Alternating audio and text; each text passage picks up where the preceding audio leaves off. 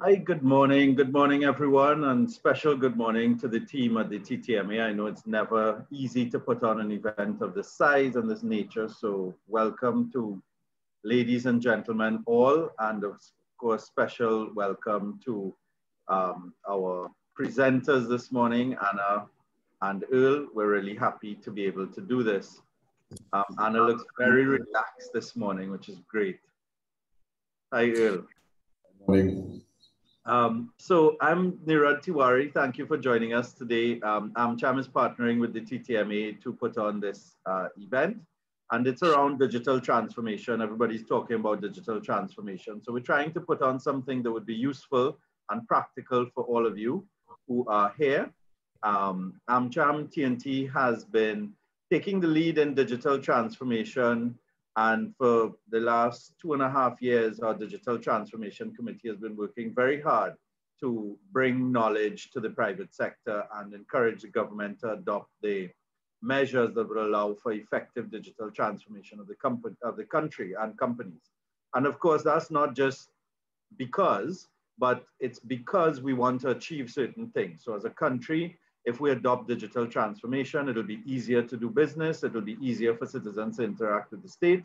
And as companies, if we engage in a process of digital transformation, which really in many cases is catching up, it will enable us to be more globally competitive. So you'll see our nice digital transformation logo, this logo, very proud of it on our shirt.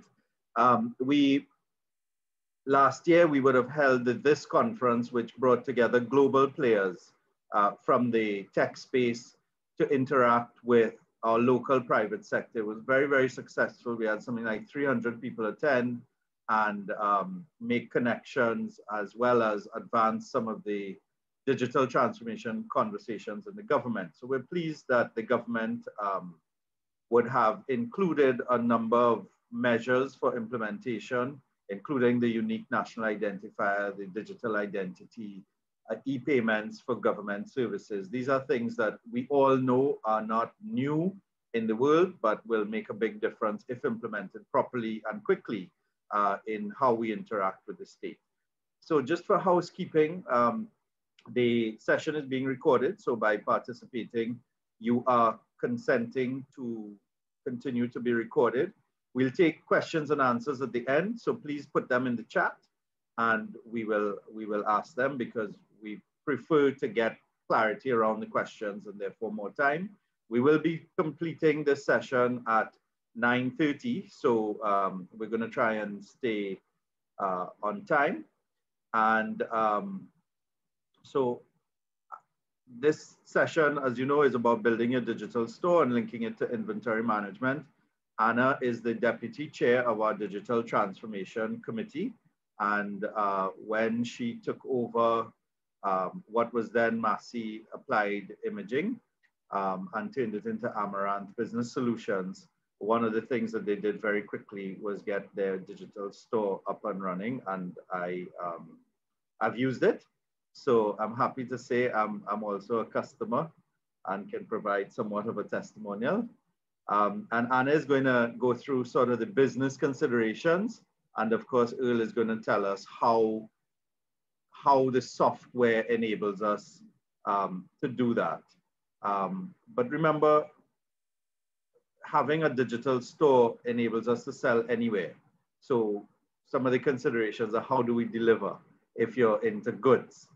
So you can sell anywhere, and it's up to you to put in place your delivery mechanisms. But let me stop talking at this point and introduce Anna Henderson. So Anna, who is a proven leader, has over 25 years experience in sales, marketing, organizational leadership, strategic management. Clearly, she was one of those people who is doing this in preschool and just organizing the class if she has 25 years experience doing that. In 2007, as Director of Sales and Marketing, she played a pivotal role in the change management needed to ensure smooth transitioning of Pereira & Company Limited from a privately owned company to a strategic acquisition in the widely known regional conglomerate Massey. With Massey's divestment of the company in 2019, she and other like-minded investors seized the opportunity to purchase the company. In October, the new company in October of last year, Amaranth Business Solutions Limited took over the operations of Massey Tech Applied Imaging. She holds a BA in marketing from the University of St. Mary's, Minnesota, and has completed leadership courses at the Richard Ivey School in London, Ontario, and Leadership Management Institute. She is considered an expert in the areas of technology, strategic leadership, and people development. Anna Henderson has also held numerous board positions, including chairman or chairwoman of the Massey Share Ownership Plan. I introduce Anna Henderson. Thanks, Earl, and thanks, Nirad. Sorry about that. Welcome, everyone. I'm just going to share my screen and show the presentation.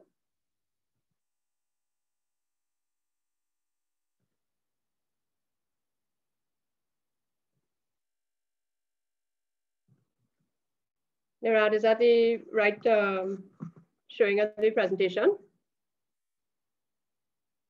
Can you see my screen?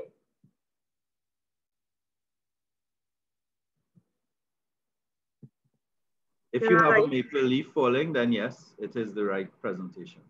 Okay, great. All right, welcome everybody. Good morning. Thank you so much, Nirad, for asking me to be here. I'm very, very proud to be here. Special thanks to Earl for accepting the challenge of co-presenting with me on this topic. As Nirad would have said earlier, my perspective is really the business perspective, and I asked Earl to be here to share with you the technological perspective of having your digital store and managing the inventory. And of course, the inventory management is not just about your physical inventory, but the inventory of your store in terms of the imaging and the things that you have to do with your store. So today, I thought I would share with you a little bit about my story, and my perspective is one of our story. We are a business-to-business organization, and we only dabble in the business-to-consumer market. I thought I would share with you the statistics of what is happening in our local market, as well as some trends globally. And then, of course, share with you what we think are good considerations for you to look at if you want to build your store, or of course, you already have a store and maybe you need to think about other things in order to grow your store. This presentation would not be without having a story around a digital transformation, and we believe that having a digital online store can aid you in the change that is required in your digital transformation journey. And then I'll talk a little bit about the operations and give you what our lessons learned were. So as Nirad would have said earlier, we were formerly a Massey company, and we're now a privately owned company. We're called Amaranth Business Solutions. Our company, or our story around being being online, really was born out of the need to be relevant. We had been losing sales in the gray market. We were recognizing that many of our customers were turning to the large organizations like an Amazon to purchase their equipment or supplies. And so we felt that we needed to create our online store, not to be able to compete against Amazon. I'm not sure how many people can do that, but certainly to show our customers our capability and flexibility in meeting their needs. We were very lucky actually at the time to have someone on our team who was an avid online user. In fact, she was one of those persons who purchased online virtually every day. And so when we began to explore what was required with our online store, we created a committee of which she was one, and her inputs to veto or put down our decisions was quite critical. I remember being in a meeting and we were discussing, okay, well, this is how we would do delivery. And we were really talking about our experience of how we would normally deliver a product to a customer. And she immediately shut that down and said, no, you have to consider the ideas of what a digital customer is looking for. And so with her input, we actually had to change what we thought was normal and recreate what our new policies and procedures would be to meet our digital online customers. Added to that, we actually needed a good partner, one who was going to be able to work with us and help us to understand what the trends were and how we could continually improve our digital store to meet our customers' needs. And as a result, our partnership with Coviz was born. And I'm really happy to report that that partnership is a very strong one. And it certainly allowed us to change what we were in the beginning to what we are today. And we have a long, long way still to go. So just really quickly for us to look at what are the statistics of your market. And on the left-hand side of your screen, you'll see some statistics that are from the Ministry of Trade and Industry, which basically says that the Trinidad and Tobago population is quite tech savvy when it comes to social media usage, internet usage, and looking at using Facebook. We have 1.85 million mobile subscriptions, which is well above our actual population size. So we do have access as manufacturers or business owners to a population that's willing to use the technology in order to get their products and services. The downside of that, you could say, would be that only 20% of the population actually has a credit card. But there are ways around that. So immediately as a manufacturer, you can know that you have access to about 260,000 persons who have the wherewithal to purchase your products online. But on that side, you could also look at Amazon. At the click of a finger, you can set up your own store on the Amazon website. Currently, or an older statistic will show that in 2017, Amazon had over 300,000 third-party sellers. And that obviously has grown way beyond that since that time. So in having an online presence, you can do a local presence, or you can use a profile such as an Amazon, which will give you access to 2.63 billion users as opposed to 1 million users. And I just want to share with you as well, you know, that expansive range of customers. One must also consider that a digital store doesn't always have to be about buying and selling. It can also be about electronic data interchange. It can also be about you sharing data to your distributor network, or it could also be about e-procurement, or even, dare I suggest, the payment portals. So digital stores is not limited only to buying and selling. So why would you want to open your digital store? And very broadly for us, opening our digital store was about these 5 critical components. As I said earlier, opening a digital store is as easy as opening a profile on your Amazon website, uploading your products, and there you go, integrating with your bank, and you're ready to sell. So the investment costs of opening a digital store don't have to be all that much. It does require some time, it does require some effort, it does require some understanding of what your brand personality is going to be, and what products and services you want to represent.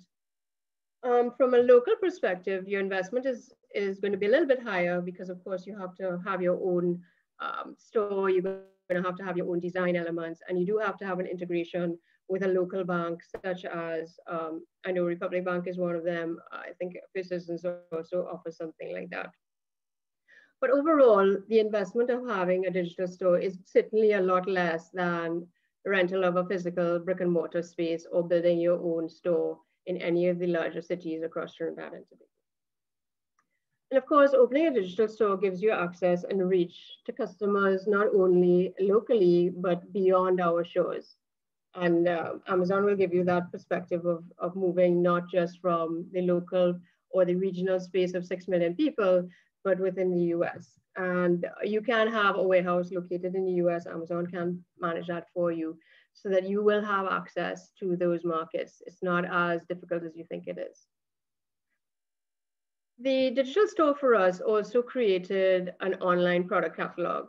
I mean, all of you would know that having a printed catalog is an essential part of your marketing. It's how you communicate with your customers. It's how your sales team is able to show customers what you have, what you don't have. But again, many of us would have had the experience of you print a catalog, and within a week, a month, suddenly there's a change and your catalog is no longer relevant. It's no longer up to date. I'm sure many of you had the experience, a salesperson coming to you, showing you a catalog, and there's lots of red lines or crosses or writing up in the catalog because there have been all those changes. Your digital store can now be your digital catalog for your customers. Even if you aren't selling on your digital store, it is an opportunity for you to have your products and services available to anybody and anyone coming to see it and knowing what you have. And of course, updating that product catalog is as simple as changing or switching out an image or clicking a button and saying that product is no longer in stock or that product is out of stock and then it will be in stock. It certainly becomes a lot more easy and flexible for you to manage your product set. It also is a way of you staying ahead of the competition. I mean, the space is becoming more and more competitive, so there are ways of you staying ahead of the competition. And this is where the data analytics of an online store gives you that edge. Because now you'll have real-time access to data that tells you what your customers are looking for, how long they're staying on your site, and whether they like what you're doing or not. And when you know those things, it's a lot easier to make decisions using the data that's in hand. I mean, I know many of you, and in our country, getting statistics is often very difficult. So a lot of the time we make decisions on gut feel. We have found in our experience that by looking at the heat mapping of where people actually go on our store and what they spend more time looking at versus what they don't look at, gives us the edge of, well, okay, we could tweak an ad that says, you know, we've designed ads, and when we realize that people aren't reading it, we simply take that ad off and we recreate the ad, and then we've found that we've gotten a better experience from that ad. In a traditional sense of paper and paper products, you would not have had that knowledge and would not have been able to make the decisions quickly in the space of a day or two. And then finally, all of us want to reduce our expenses. And certainly having a digital store allows you to do just that. I was speaking really when I mentioned expenses and talking about having that salesperson on your team. I mean, many of us know that having sales personal touch is very important when we meet and greet our customers. But in the world of COVID-19, certainly the digital world is expanding and more customers are well entrenched in understanding what that channel can do for them. And by extension, what it will do for you. You no longer have to invest in having a sales rep be that selling channel. Now you can have a digital store that adds value to your existing sales personnel team, but you don't have to train them because the customers train themselves online. And of course, they're open 24 hours a day and they never want to take a day off. So certainly having an online store, while requires some investment, will reduce your expenses over time. So being part of the digital transformation committee, it would be remiss of me not to talk about digital transformation in some way, shape, or form. I think that many of us are familiar with the catchphrases that come to mind on an annual basis. I mean, you've heard them. You've had disruptor, circle back, laser focus, big data. These are cliches that come and go with the wind. And one could argue that digital transformation might just be one of them. But I would urge you to take a closer look, because digital transformation is a way for you to change your company for the better. It really will give you a stronger edge against your competition and make you more profitable. I think in the context of a digital store, digital transformation goes hand in hand. And it's kind of interesting because in our journey, you know, we knew we had to go to market. We knew we had to have the sales channel. So we understood what the customer engagement needed to be. But by extension, having a digital store, we had to change our processes. We need to be more innovative in how we met that digital customer requirements. And in just having that online store, we were able to get the data analytics. So in having the data analytics, you then can make different changes. So the transformational journey for us, what started out to be a very simple idea of, okay, we'll have an online store, let's sell to this customer. We recognized that our digital transformation began to begin, and it started off very slowly. It isn't an overnight massive change for everyone, but that incremental change allows for more people to be on board, customers get to know you, and from there, you just see one after the other success, one step at a time. And in having that understanding of what that data store can give you, the data from the store can give you, you then quickly realize what other areas of your business you can transform. And I mean, that's just money in the bank, you know? So I would urge you to use your digital store as a means for your own digital transformation, and don't poo-poo the idea in any way. So what will you need to consider with your store? Again, this is our personal journey. And I have outlined for you 6 areas there. The different areas would be branding and personality for your website. It doesn't have to be your existing brand of your current store. You can change it accordingly depending on what products you want to put on your store. Your inventory availability, pricing strategies, product information, imaging strategies, and integration with the bank. I mean, I think all of you are familiar with these categories, so I don't want to spend a whole lot of time on every single item. But I think for you, you may want to consider a couple of components. I mean, you need to look at all, but more importantly, look at a couple of components. The first one is the imaging strategy. 2 years ago, when we started off, having one picture on the screen that was static was all that was required.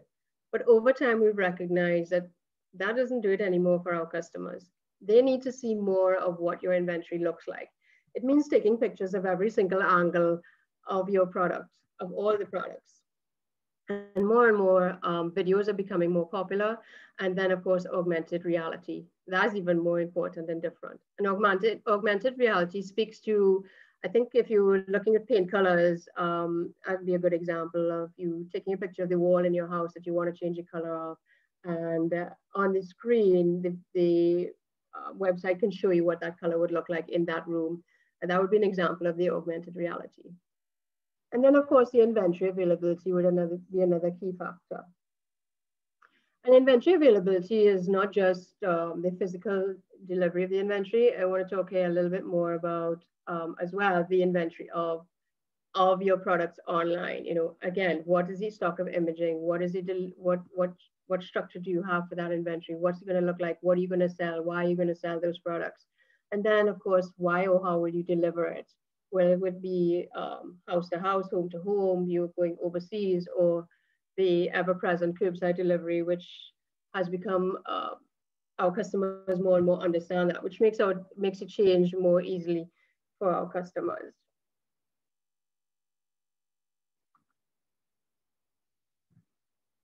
So once you have your store up and running, what would you need to consider in managing your digital store? And there's lots of things to talk about here. And in the interest of time, didn't feel like we could go through all the things, but so I picked out 4 components which I think are most important.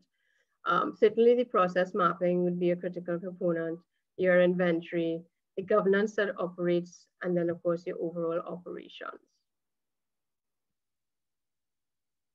So here you can see an image of what your customer inventory journey could look like. And I think in terms of us, or you looking at your store, you may want to design and map that journey for yourself so that you can understand what does the customer have to go through, or what would your people have to go through in order to deliver to your customer in the time frame that you set out. Some things that you want to consider when you're looking at your process. You want to make sure that you're very clear. You want to make sure that it is extremely easy for your customers. You want to have measures, SLAs, and you want to make sure that they're all known by your employees. Because it is kind of difficult when you have a negative experience with your customer. I'll give you a personal experience that I had. A very strong retailer in our country, we'll mention who they are, went online, and they have an amazing sale in the latter half of the year. So of course I saw their online store, I went online, I'm like, great, I'm going to be able to buy these products.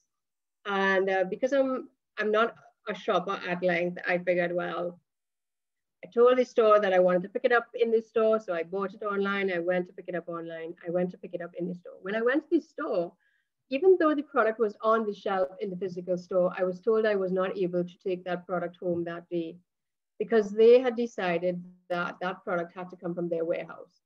So their delivery time of 3 to 5 days was really for them to move their product from their warehouse, wherever it was, and move it to the store where I could then pick it up. And so they had created a separation where I couldn't just go through the normal channel of picking up my product and walking out the store. I had to go to a different desk. I had to wait. I really didn't have a very good experience.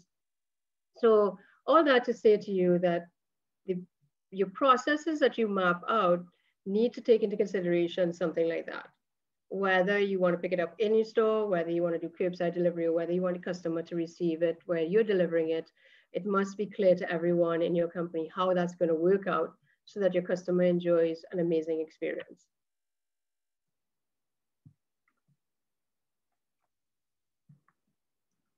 Of course, at the end of the day, we are selling products. So the inventory management is a critical component of what that is. For us to manage our inventory, of course, we made sure that we had integration online with our ERP system so that our online store reflects what we have in inventory immediately and in real time. However, we also took it a step further where we created an online store committee that meets very regularly to review the performance of the store, track the inventory levels, review all the issues that are occurring, and look forward to what is being planned. This is how we can anticipate problems that may be occurring and solve them quickly. You'll note on the slide that an inventory management solution will trigger business growth in 2 ways.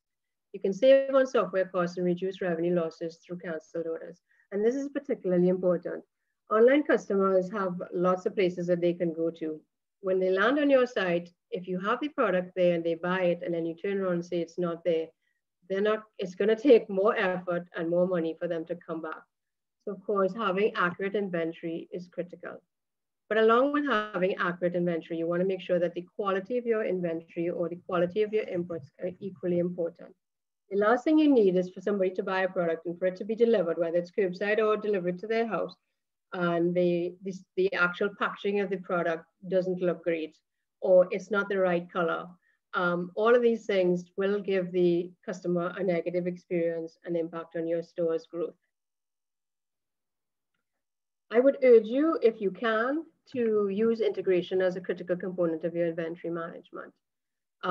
It doesn't have to be online if you can't, but even if you were doing in a batches process, so at the end of every day within 24 hours, it is important to have that accuracy. Keeping your website updated and always looking for ways to show off your inventory is also an area that you want to take a look at and make sure that you have somebody looking at it and managing it on a day-to-day basis. And the final element of inventory management, I would say for you, is something that is the creation of seasonal events. You can, with your digital store, create new seasons of growth of sales for you by just by the marketing of that inventory. And either it could be all of your scratch and dent kind of season, or for Amazon, they do an Amazon Prime Day, or another instance would be for us, on the 20th of every month, we have a sale on that day. So every day, every month, more and more of our customers are recognizing, oh, on the 20th day of the month, they can come and get a special. And that drives that seasonality and change and growth of sales in your inventory and manages everything for you. It all gives you a great experience, and your customers have a wonderful experience as well. On the subject of governance for us, and I would have said earlier that we would have had somebody on our inventory in our online committee store who gave us ideas of what our policies needed to be. And these were just some components I think are critical to the online store setup. And they are, of course, having a policy around the order confirmation and acceptance, ensuring that you have a policy around what is your delivery and your shipping costs are going to be, whether you're going to deliver within 3 to 5 days. And if the person wants it before the 3rd day, what is the cost of that versus if they needed it after that. Making sure that you have a policy around your returns, your warranties, or your refunds. I think traditionally people say, well, you can do a return within 7 days. A digital store customer is probably going to expect that they could return it and get a refund in less than 7 days. So these are things you need to make sure that you have a document around. You want to have a policy around your errors and fixes. What are you going to do in case there is an error? An example of that would be, we had a customer recently who clicked on the word order just at the time when the electricity cut out. So she wasn't sure whether, did she place the order, did she not place the order? So she then placed the order a second time. And we had to make sure that we could understand the person's error, that it wasn't 2 that she wanted, it really was just 1, and making sure that we fix that in real time for her. And of course, what is your customer service messaging going to be?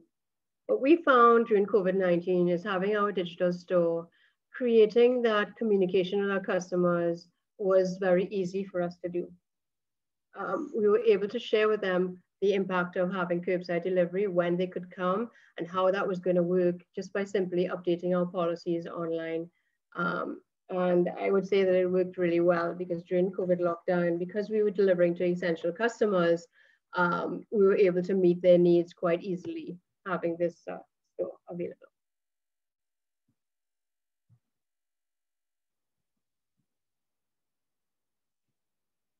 All right, so having a digital store, I think, again, there's just these straight components that you want to look at for your operations.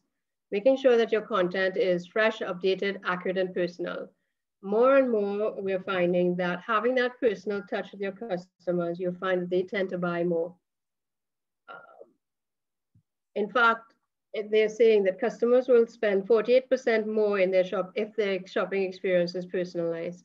And having the data to back up what customers like or don't like allows you to create that personal touch quite effortlessly. Of course, as I just said, having the data means that you can make decisions. The measurement, the tracking of your transactions and how it's occurring is also critical. And we do that on a monthly basis. Your inventory management, whether it's physical or digital, is also important. Making sure that you can forecast, anticipate, know what you're doing with your inventory ahead of schedule means that your customers will have a great experience. And then finally, the marketing and the promotion. How do you create those seasons that I was talking about? What does it mean to you? How do you build it into your culture? And creating that wave of growth for your digital customer as well as for your physical customer. And then the back-end support. Making sure that the bank does do the clearing and settlement so that you do receive the funds in your account, making sure that the commissions are paid, ensuring that if something does go wrong, that personalized touch to that customer can be effected through that a call or physical reach out to the customer, whether it's on an email or any other means of communication. So all in all, nothing different to what you're probably doing right now, but it certainly is an extension, and making sure that all those things are in track and working seamlessly gives that customer a great experience to your digital store. So what were the lessons that we learned in our experience? I can say that there are probably just 6. Making sure that you have good imaging for your sale is very important. Amazon right now will request that you actually have 7 images, if not more. They must have high definition. If you don't have those things, your profile as a supplier is going to be lower than that of a supplier who has all those things. And of course, the higher profile you have is the more that customers are going to see your product first versus not having your product. I would say that making sure that you have a call to action allows for customers to come to your site, take a look at what you want, and actually purchase. If you don't have that call to action, giving them something to come to the store with, then it's likely that they'll just touch on you and then move away to someone else. Accuracy, accuracy, accuracy. Of course, we all know that if we don't have the right price on screen and there's an error, that's just going to cause mass confusion across the board. So having somebody double and triple check what you're going to put online is something that you want to take a strong look at. In terms of our journey, I would say that meeting or beating your standard delivery is a critical space, and it certainly was a lesson learned from us. Having that opportunity to deliver, even though our policy says we're going to deliver in 3 to 5 days, we actually will deliver within 24 hours or 48 hours, depends on where you are in the country. But we have found that just having that alone with no additional cost to our customers means that customers are more excited and they're more willing to come back and buy from us again and again. I'll give you an example that we had free delivery for the longest time. And then one day we said, well, we might as well start to charge because everybody else was charging. And we actually saw a decline in our sales because we were charging for delivery. So we had to go back to the old way of not charging for delivery. But I think that keeping it simple is also an equal part of it. Customers don't want to go through a difficult time. They want to come online, buy the product, have it delivered, and start to use it. So make sure that you keep all your processes as simple for them as possible. And with all that said, you need to start small and build on your successes. You don't have to go to market with the entire range of 2,000 products. And then finally, having our online committee really helped us make great improvements as we went along. Thanks, everyone. Really appreciate it.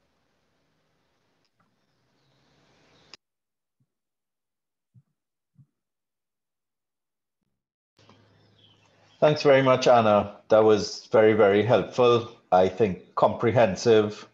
So much so that Earl has all of 7 minutes to speak for his Sorry part. about that. Just to Okay. let you know, I'm teasing you.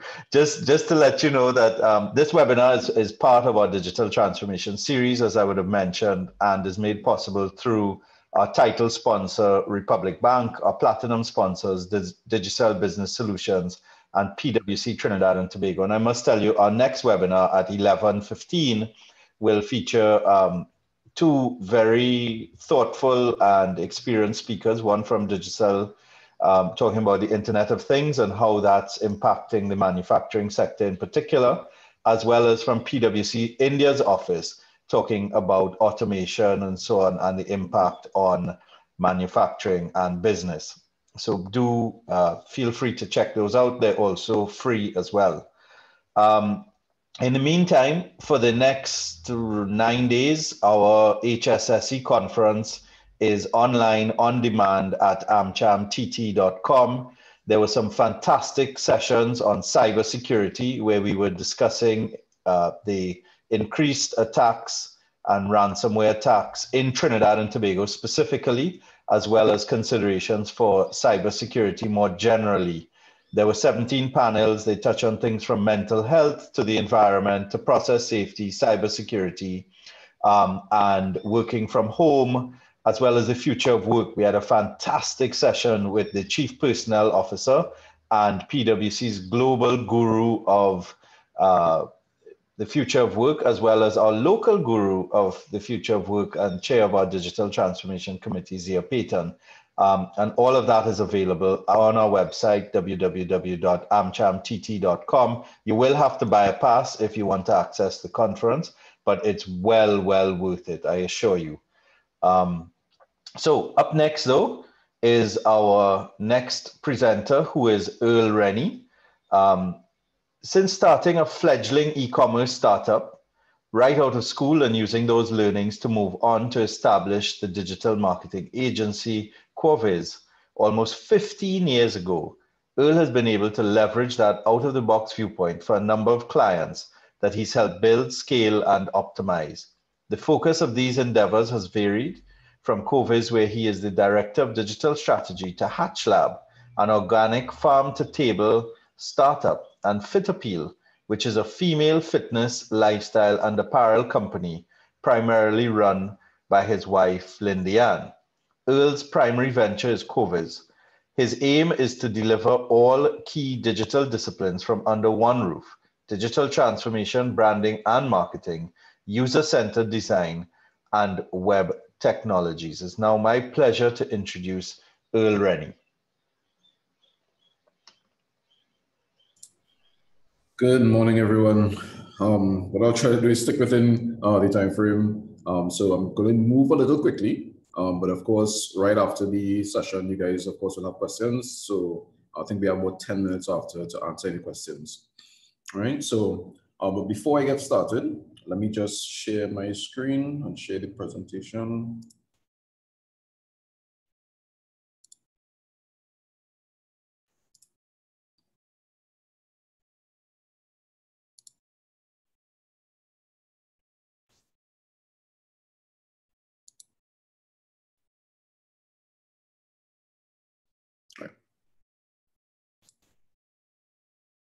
Is everyone seeing the presentation? Is it up fine? Yep. Okay, great. All right, so before I get started, I'd first like to thank the American Chamber of Commerce for this opportunity, and of course, Anna for thinking of us as their trusted digital partner to co-present. So, okay, your digital store and inventory management. When I first heard the topic, I thought, how do I compress all this information into 15 minutes? And then, of course, how do I localize to keep it interesting? I went a bit differently from Anna to focus more around the technology and the platforms that will work hand in hand with your inventory management for your digital store. So I'll give you some major considerations for either making the leap to online or transforming your existing store to be more integrated. So to keep it concise and then open up the floor to questions, I'll run through a quick overview of the company, Quaviz, so you'll know who we are. then I thought it best that I set the stage for inventory management by talking a bit about the state and some of the challenges with local e-commerce. After all, without successful e-commerce, you won't have any inventory management needs for a digital store. So I'll actually start talking with the state of e-commerce and the 4 common challenges faced locally. And we have 4 challenges commonly faced with inventory management in e-commerce, 4 common solutions for inventory management in e-commerce, and then 4 e-commerce inventory best practices and takeaways. Right, so this question we actually get a lot. What does COVIS mean? So our name COVIS is a play on the Latin word covis, which translates to our tagline, to anywhere you will. COVIS is a digital marketing and strategy agency that we built to grow modern brands. We have a dedicated team of 10 consultants in various disciplines, so we're very strategic and focused on the clients that we work with. We've been in business for 15 years and have pretty much worked with numerous clients on hundreds of projects in that time, from website design and development, web applications, mobile applications, e-commerce portals, you name it. To give you an idea of our experience, some of our active clients include, of course, Amaranth Business Solutions, Unit Trust Corporation, Ministry of Trade, Guardian General, Guardian Life, Abel, Building Solutions, Kiss Baking Company, WASA, TT Post, the list goes on. Over the past 2 to 3 years, with the uptick in digital migration and adoption for local and regional businesses, we've been really focusing on our digital strategy solutions, which allow us to work with clients to not only envision and build online platforms, but also put those strategies in place to gather the insights that allow those platforms to be profitable. So let's jump right into the first topic. The state of e-commerce and 4 common challenges. E-commerce and online business have definitely seen an uptick in Trinidad over the past 2 to 3 years, but none of that growth compares to the past 6 months during the pandemic.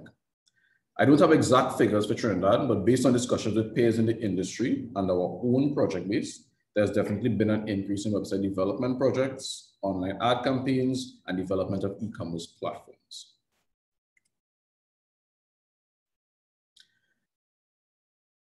This growth isn't one-sided. If you take a look at the infographic on the right, you can see some figures for the US retail landscape, which shows that consumers have also exponentially adapted.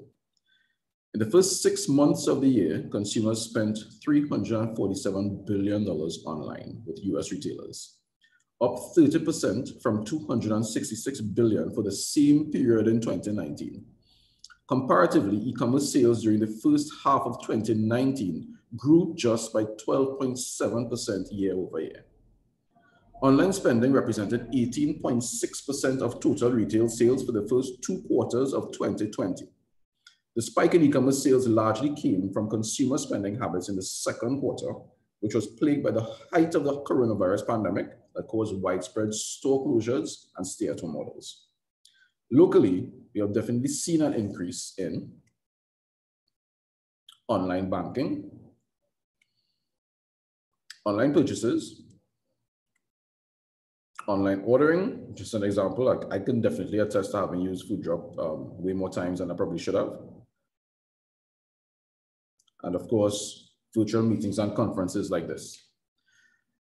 But to benefit from this increase in consumer adoption, your business needs to be well equipped to avoid 4 of the more popular hurdles that are unique to digital businesses.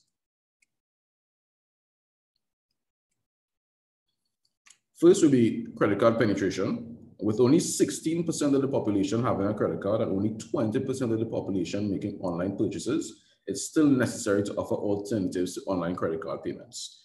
These are some of the statistics that Anna just touched on with her presentation. Then you also have the second hurdle, accepting online payments. Shortage of available payment gateway solutions and a large gap in consumers' understanding of both the need and setup of these solutions. Then you have consumer trust. As the adoption widens to more of the population, many of your customers still may not be used to buying online and prefer the ease, personal nature, and availability of local in-store businesses. So that's one hurdle that you have to actually get over. Then you have inventory management, which of course is the main topic. When you sell products online, inventory is usually a key issue. So we focus on some of those challenges for your online store and how to overcome, which we'll now explore in more detail. Okay, so now to the second topic. 4 challenges commonly faced with inventory management in e-commerce. On top of traditional inventory management concerns, there are unique inventory management challenges faced by online retailers. Digital marketing strategies attract a wide audience, increasing both the number of customers and the amount of inventory needed. From small to medium to large businesses that have moved to sell online, the questions are always, how do I stop overselling products online? How do I keep track of what's running low? Which products aren't moving online at all, etc. So, first challenge. Choosing the wrong e-commerce platform is still a major issue for local and regional players. So we just give some examples of different scenarios because this is actually one of the major issues that we deal with for most clients. In a perfect scenario, you create your own shopping cart platform from the ground up and integrated all the solutions needed. So you integrated a CRM platform, you integrated inventory management, accounting, finance systems, etc. This, of course, requires custom development, which can take weeks or even months.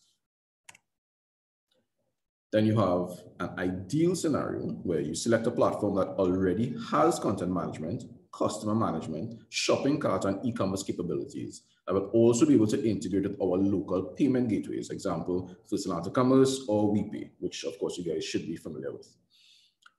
Some of these platforms are example, Shopify, WooCommerce, Magento. These are 3 of the more popular that will actually integrate with your local payment gateways. Then you have not ideal for e-commerce.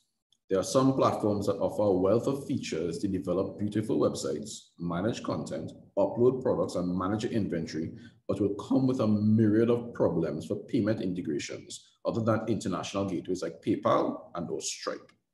So example, Wix, e-commerce, Equid, Squarespace.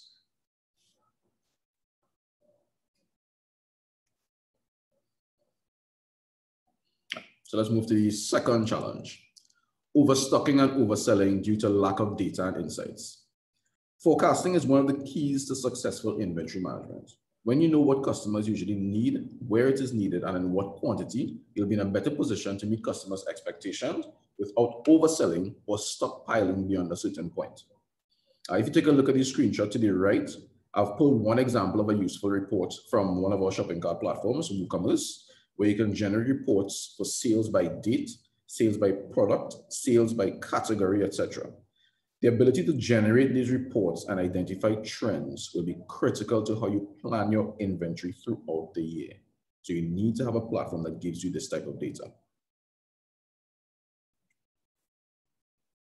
Then you have the third challenge, of course, manual inventory management that does not allow for growth. Using spreadsheets or any multitude of tools that aren't integrated or synced with your website, using a paper and pencil to manually track and fulfill orders. Of course, it's pretty obvious why this solution is not ideal for growth. It will, however, work for stores with a low number of product SKUs where inventory only needs to be updated daily or weekly due to lower sales volumes.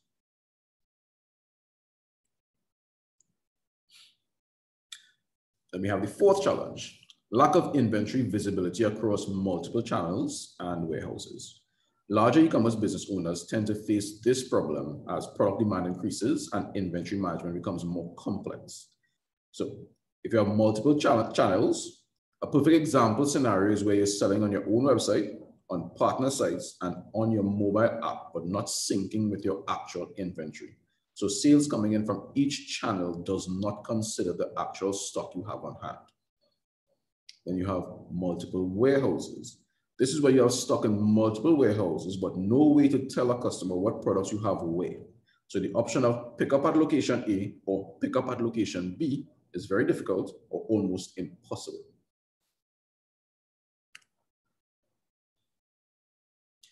So from our experience, how do we put solutions in place to overcome these challenges for digital stores? So we're going to cover 4 common solutions for inventory management in e-commerce. If you get your inventory management strategy right for your digital store, your business gains an advantage with more intelligence around buying behavior, in addition to a newfound understanding of where your products are in their life cycle.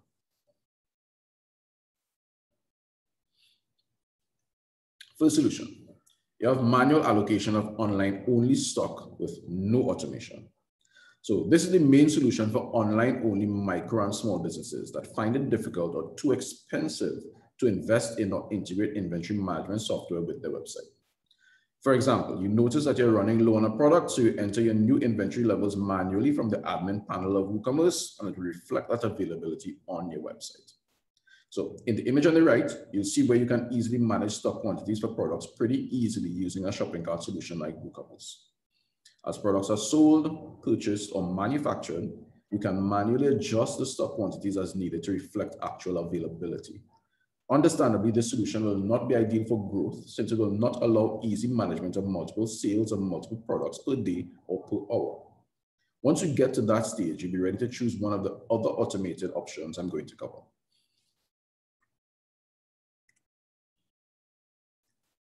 So you have the second solution, which is automated option 1. Integration of your e-commerce store with your inventory management solution for multi-channel selling. So this is the main solution for online businesses that already have an inventory management solution to manage their offline sales. Example, you have Dynamics 365, you have NetSuite ERPs in place already. So this is usually a lot more technical than option 1 and takes weeks and sometimes months of development and testing. So take that into consideration. For example, a customer walks into your physical store and purchases red dress. So you run the order through your point of sale and your backend inventory solution reduces red dress by 1. Within a few minutes, the inventory management solution also tells your website to reduce red dress by 1 without any manual intervention. So your website inventory is always in sync with your offline inventory.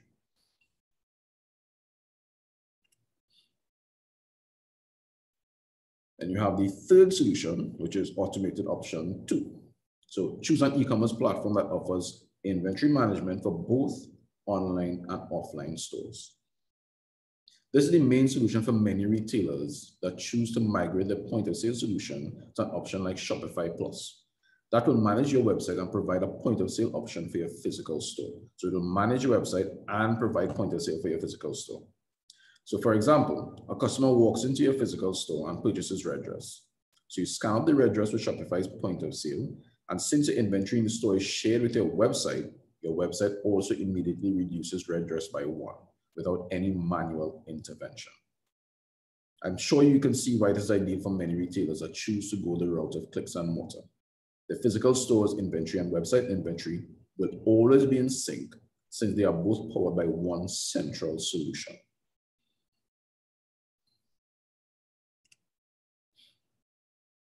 Then you have the fourth solution, which is outsourced fulfillment or dropshipping.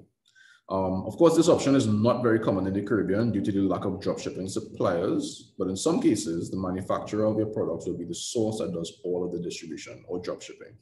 So they will handle your product right to your customer's front door when you receive the order. For example, a customer visits your website and purchases red dress. You receive the order and send to your dropshipping partner to fulfill and ship to your customer directly. This frees you of any inventory management woes once you've selected products that are evergreen and your dropshipper never goes low on stock, or products that are manufactured on order, which is also called just-in-time or JIT delivery.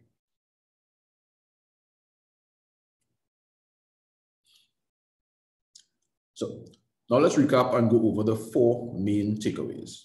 So we have 4 e-commerce inventory best practices and takeaways. Choose the right platform. Select a shopping cart solution that not only has excellent inventory management options, but can also allow local e-commerce payments. Get a grasp of online product demand and forecasting. Choose a platform with sufficient data to understand regular and seasonal demand for specific products or product categories. Set minimum stock and reorder levels. So choose a system that can automate alerts for low stock levels and put a process in place for automated reordering. Also be sure to centralize multi-warehouse inventory. When inventory is spread across multiple warehouses, you need to have one central location for easier online management. That's it. So, any questions? Wonderful. Thanks very much, Earl. That was very comprehensive between both you and Anna. And although I don't have anything to sell, I feel like I want to set up a web store now. So I might just call you. I just need Anna to help me figure out what I could sell. If you do have any questions, you can put them in the chat. I haven't seen any yet. I saw Siljan was asking. There we go. I think I see some. So can you go a bit more into why Wix and Squarespace are not ideal, Earl? And before we do that, can someone from the TTMA tell us? We have about 5 minutes. Okay, so Mr. Tawari, good morning. Hi, Christian. So please feel free to answer the questions. Give or take 5-10 minutes. Yeah, please feel free to answer those questions. Okay, so we'll go to 9:40 max. So, Earl, why are Wix and Squarespace not ideal?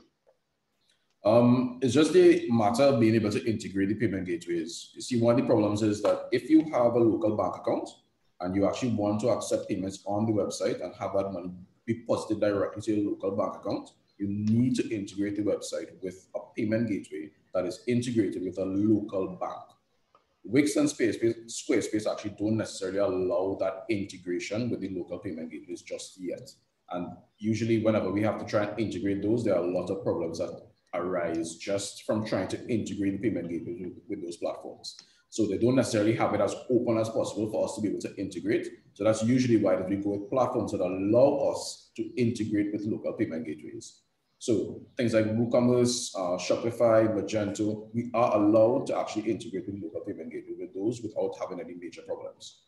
So that's usually why we try to stay away from the Wix and Squarespace options, only because of how close the system is. Okay, so I see a question here about which is the best e-commerce platform, and we see a number of banks in the COVID period have implemented solutions. So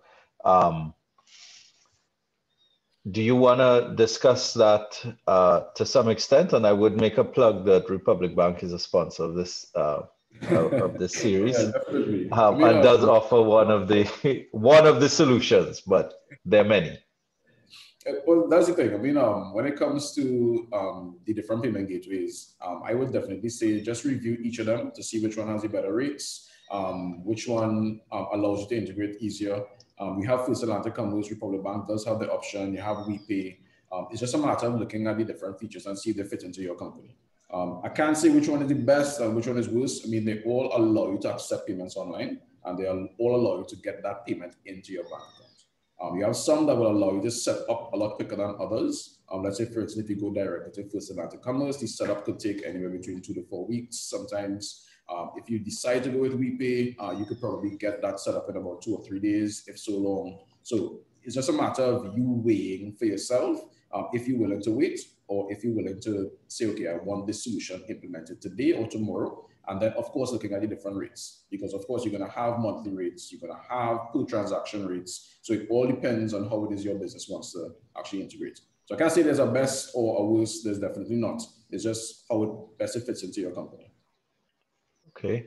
Earl, can you give a little more info on the payment gateway options, FAC/CXPay in TNT, and also can a refund to customers be facilitated by the FAC gateways? In our experience, yeah, because yes, you can do the refunds from the FAC payment gateway because we've actually set up. And FAC is First Atlantic, yes? First Atlantic Commerce. Yeah. We actually have not worked with CXPay. I know they are another available payment gateway. We work with both WePay and First Atlantic Commerce, which are pretty popular options right now. First Atlantic Commerce definitely does have the refund options, so you can integrate that directly into your website. So let's say, for instance, somebody makes a purchase, you can go back into that website within a certain period and do a refund, which will refund directly from First Atlantic Commerce back to the person's credit card. So that is possible. Okay. And are you comfortable with the security and support of local banks with respect to electronic merchant accounts? I actually have not seen any issues with the security side from local banks with the merchant accounts. We've actually not had any issues with any of our clients per se.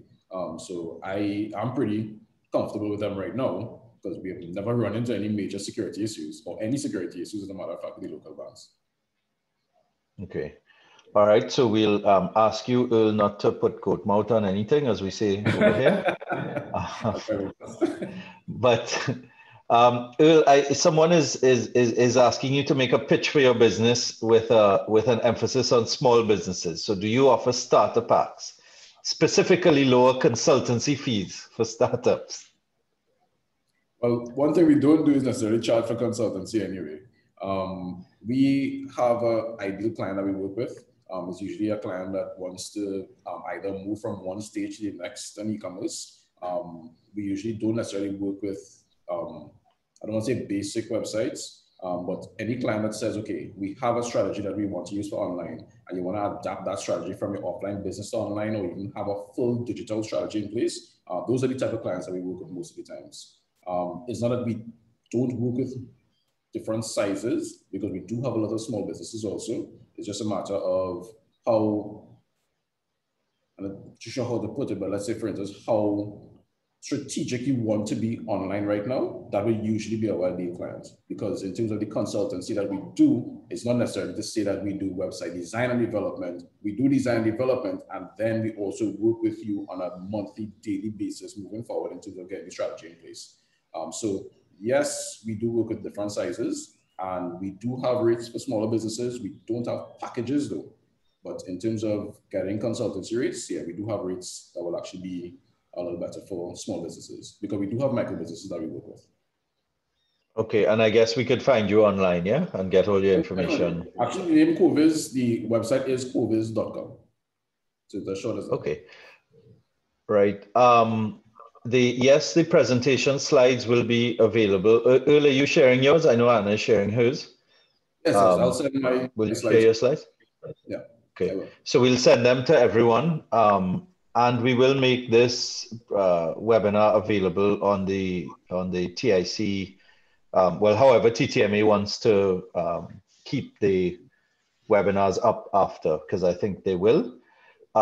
So also, Ian, you can't pitch your business now. However, we are doing something with, well, Kariri is doing something that we are partnering with them on in a couple of weeks, and we have your email address from the sign up list, and we will send it to you as well, and that may give you an opportunity. Anna, you mentioned selling internationally via Amazon, specifically setting up a warehouse or having Amazon manage a warehouse for you. The question is, how do you get our local products from TNT to the US? And I'm assuming they don't mean like ship it. I think they're asking for a little more of the nitty-gritty. If you want Amazon to do logistics for you, you just sign up on their site. You can sign up for that service. They will indicate to you where or which warehouse they would like you to ship the product to, presumably closest to where you think your customers will be most likely to buy from. So if they're on the East Coast of the US versus the West Coast of the US, I was advised that they will also possibly tell you to ship to not just one warehouse location, but to multiple ones. Again, presumably to meet the demands of where the customer is and to reduce shipping costs to the client at the end of the day. So it's all driven by AI. So I would urge you to check out the Amazon website, because a lot of all of their information is there. But it's interesting to note that they do the logistics piece of warehousing for you. So they'll track everything from inventory management from the time they receive the product to the shipping out to the customer. And of course, the terms and the fees and so on. Oh, they're all there. are part of that, the information that's there.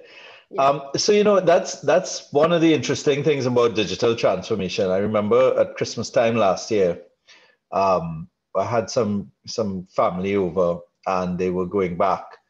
And at the time, they wanted to change their flight. And so I reached out to a friend at the airline, and he said, check the app. And it was much easier to check the app than to try and have someone physically manage a change.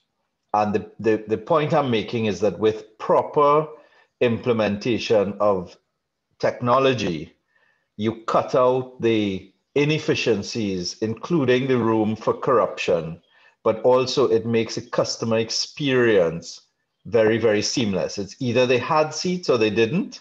And if they didn't have what you wanted, then you communicate with someone who tries to help you.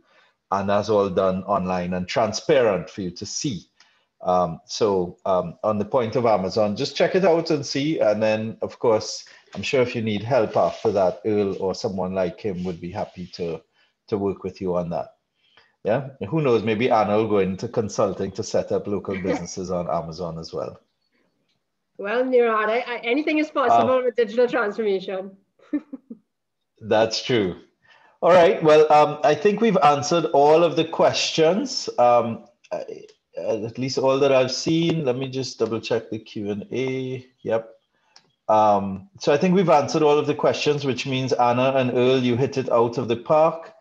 Someone is asking, go to Amazon.com to get that information. Anna, where specifically on the Amazon site would you get the information? You would have to be, you'd have to go under the supplier piece of it. So you'd have to scroll down and go hunting for it. But it's there. It's, Amazon has no one that you can call. Everything is on the site. Everything. Sure. So Amazon.com, and then you just look for supplier information, right? Yeah. More or less. Yeah. Yep. Okay. Right. Just remember, please do the survey that's in the chat so we know how effectively we were able to meet your needs and what next we should do to help local businesses. And I think, well, my survey rating is 10 out of 10. Anna and Earl, thanks very much. I thought this was very helpful. And I really appreciate it. I think I have some oranges coming in. I'm going to set up a web store for my oranges or something. Remember, this is part of AmCham TNT's digital transformation series, and this series, the Tech Hub Island Summit. We hope that we'll be able to have that event next year. It's usually in May or June. So check the techislands.net website around January, and we'll know by then. And of course, check out the amchamtt.com site for the HSE conference, which is on through the end of next week, up until next Friday, and all content is on demand. There's some very, very useful stuff in there. I think any one of the sessions by itself would be valuable, but 17 altogether make it even more valuable. And of course, as you check out the exhibition at the TIC, also check out the exhibition at amchamtt.com. We have about 30 exhibitors there, again, for the next week. And anything related to the safety industry, you'll see over there, and some of the bigger players in the oil and gas sector as well. So thank you to the TTMA, to Christian, Ramesh, Franca, and the team. We really appreciate all that you have done and the collaboration. To Amjad Ali as chair of the Productivity 4.0 Committee, we're happy to collaborate and to continue the collaboration as we try to improve the business environment in Trinidad and Tobago. Do check out the exhibitors at the TIC. We know that that's a big part of what is being done here, and the exhibitors take a lot of time to set up their stores. And also, as we said, check out the exhibitors at the AmCham exhibition, which was extended. They weren't intended to overlap, but I think we all are dealing with the technological challenges. Maybe Earl, you'll have to help us with that next year. So yeah, somebody, Mellison, and yeah, is posting the links to the Amazon information, so you guys could check it from there. Thank you very much for that, Ms. Molino.